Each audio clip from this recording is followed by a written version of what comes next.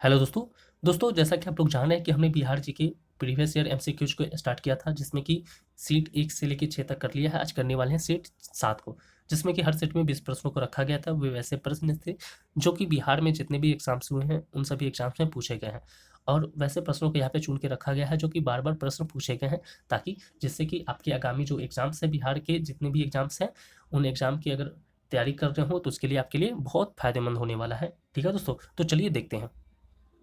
दोस्तों, मैं एक बात बता दूं कि आप इस चैनल पे नए हैं तो चैनल को सब्सक्राइब जरूर कर लीजिएगा, जिससे कि आने वाली सभी वीडियो आपके पास पहुंचती जाए, और ये आपके किसी भी गवर्नमेंट जॉब की तैयारी करने वाले छात्रों के लिए बहुत ही उपयोगी होने वाला है। तो दोस्तों, सबसे पहले बात करते हैं सबसे पहले प्रश्न की। हमारा जो प्रश्न है, सबसे पहला प्रश्न रहा, ये प्रश्न पूछा गया कि बिहार में बोधगया किस नदी के किनारे स्थित है। बिहार में जो बोधगया है वो कौन सी नदी के किनारे स्थित है, ये पूछा गया। तो बिहार में बोधगया जो है निरंजना नदी के किनारे स्थित है। ये बीपीएससी प्री 2018 में पूछा गया था। दोस्तों, बात करते हैं अगला क्वेश्चन। अगला क्वेश्चन हमारा रहा, ये प्रश्न है, बिहार का कौन सा शहर शेरशाह सूरी का मकबरा के लिए प्रसिद्ध है।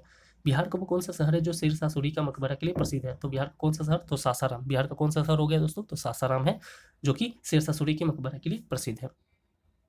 चलिए दोस्तों, बात करते हैं अगला प्रश्न। अगला प्रश्न है, बिहार के किस जिले को धान का कटोरा कहा जाता है। तो बिहार के कौन से जिले को धान का कटोरा कहा जाता है, तो रोहतास को। ठीक है, रोहतास या फिर कैमूर भी बोल सकते हैं, इसको धान का कटोरा कहा जाता है। ये बिहार एसआई 2017 में पूछा गया था। दोस्तों, अगला प्रश्न है, बिहार का पहला रेलवे जोन कौन सा है। बिहार का पहला रेलवे जोन कौन सा है। तो बिहार का पहला रेलवे जोन की बात करें तो पूर्व मध्य रेलवे है, जो कि हाजीपुर में है। चलिए दोस्तों, अगला प्रश्न है, बिहार में नागार्जुन साहित्य पुरस्कार किस क्षेत्र से जुड़ा हुआ है। तो बिहार में नागार्जुन साहित्य पुरस्कार की बात करें तो हिंदी साहित्य से जुड़ा हुआ है। दोस्तों, अगला प्रश्न है, कौन सा जिला बिहार का शहद कटोरा कहलाता है। पूछा गया कौन सा जिला बिहार का शहद कटोरा कहलाता है। कौन सा जिला है, तो मुजफ्फरपुर। कौन सा जिला है दोस्तों, मुजफ्फरपुर। दोस्तों, अगला प्रश्न है, बिहार की प्रथम महिला राज्यपाल कौन थी। बिहार की प्रथम महिला राज्यपाल कौन थी।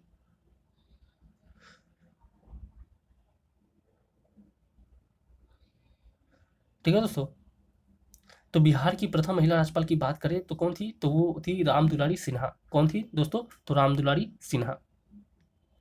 दोस्तों, अगला प्रश्न है, बिहार के किस महापुरुष को युवा तर्क कहा गया है। बिहार के किस महापुरुष को युवा तर्क कहा गया है, तो चंद्रशेखर को कहा गया है। जल्दी जल्दी प्रश्नों को करेंगे, जिससे कि आपका रिवीजन भी बहुत फास्ट हो और समय भी बचे।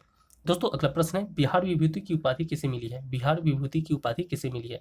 तो बिहार विभूति की उपाधि किसे मिली है, तो डॉक्टर राजेंद्र प्रसाद को मिला हुआ है। ठीक है, अगला प्रश्न है, बिहार में हरित क्रांति के जनक कौन कहे जाते हैं। बिहार में हरित क्रांति के जनक, तो बिहार में हरित क्रांति के जनक की बात करें तो डॉक्टर राजेंद्र प्रसाद कहे जाते हैं। ठीक है दोस्तों, यानी डॉक्टर राजेंद्र प्रसाद कृषि विश्वविद्यालय पवन वर्मा नेतृत्व में, यानी कहने का मतलब बिहार में हरित क्रांति के जनक की बात करें तो सीधे तौर पर आप कह सकते हैं डॉक्टर राजेंद्र प्रसाद।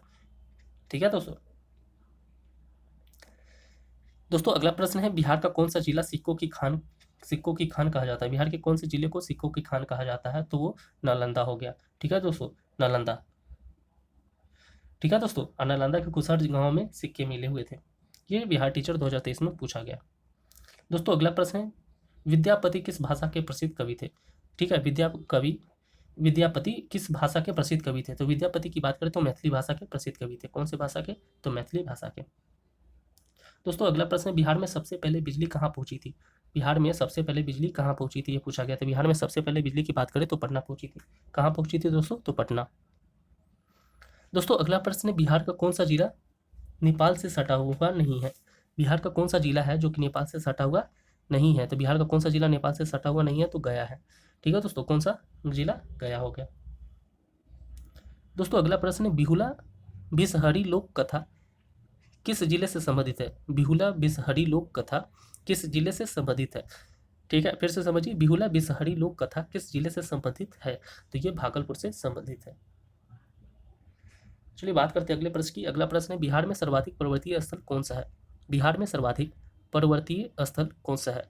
तो बिहार में सर्वाधिक पर्वतीय स्थल की बात करें तो राजगीर हो गया। कौन सा जिला हो गया दोस्तों, कौन सा जगह हो गया, राजगीर। ठीक है दोस्तों, राजगीर हो गया। अगला प्रश्न रहा, ये प्रश्न में पूछा गया, बिहार का राजकीय प्रतीक चिन्ह कौन सा है। बिहार का राजकीय प्रतीक चिन्ह की बात पूछा गया है, तो बिहार का राजकीय प्रतीक चिन्ह की बात करें तो ये कौन सा वृक्ष हो गया, तो पीपल का वृक्ष हो गया। ठीक है, चलिए दोस्तों, 18 नंबर प्रश्न है कि कौन सी नदी बिहार का शोक नदी कहलाती है। वो कौन सी नदी है जो बिहार की शोक नदी कहलाती है, तो कौन सी नदी है, तो कोसी नदी। ठीक है, कौन सी नदी, कोसी नदी।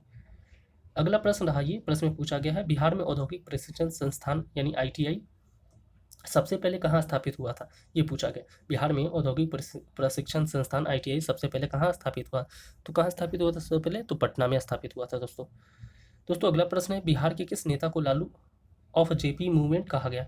बिहार के वो कौन से नेता थे जिसको लालू ऑफ JP मूवमेंट कहा गया, तो लालू प्रसाद यादव थे। ठीक है दोस्तों, मिलते हैं अगली वीडियो में, तब तक के लिए धन्यवाद। आप इस चैनल पर नए हैं तो चैनल को सब्सक्राइब जरूर कर लीजिएगा।